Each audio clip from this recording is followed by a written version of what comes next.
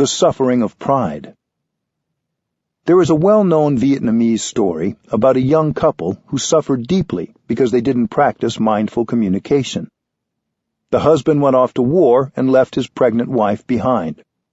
3 years later, when he was released from the army, his wife came to the village gate to welcome him and brought along their little boy. It was the first time the man had seen his child. When the young couple saw each other, they could not hold back the tears of joy. They were so grateful that the young man had survived and come home.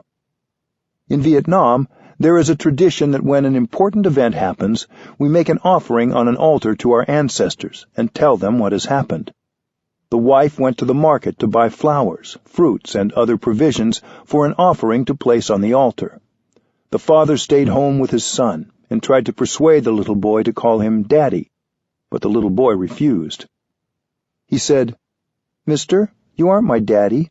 My daddy is someone else. He used to come and visit us every night.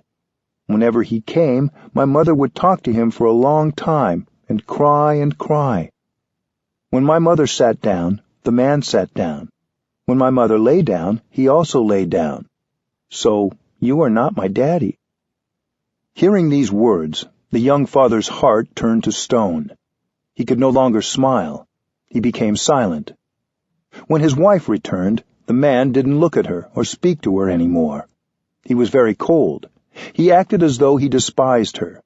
She didn't understand why, and she began to suffer deeply. After the ceremony to make an offering to the ancestors, it's traditional to take the offering from the altar, and then the family sits down and enjoys the meal with happiness. But after the young man performed the offering, he didn't do this. He left the house, went into the village, and spent his time in the liquor shop.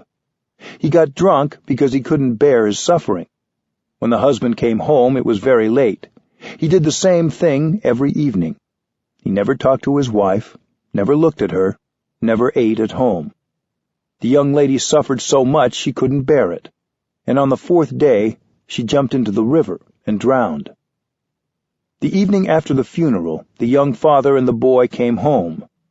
As the man lit the kerosene lamp, the little boy shouted, "Here is my father," and pointed to the shadow of his father on the wall. It turned out that the young woman used to talk to her shadow every night, because she missed her husband so much.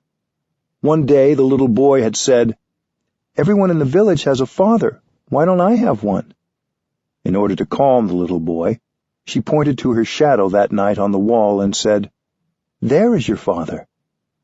Of course, when she sat down, the shadow would sit down too. Now, the young father understood.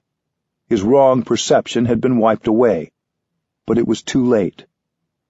What if the man had gone to his wife and asked, "Darling, I've suffered so much the last few days. I don't think I can survive. Please help me. Please tell me who is that person who used to come every night and with whom you talked and cried."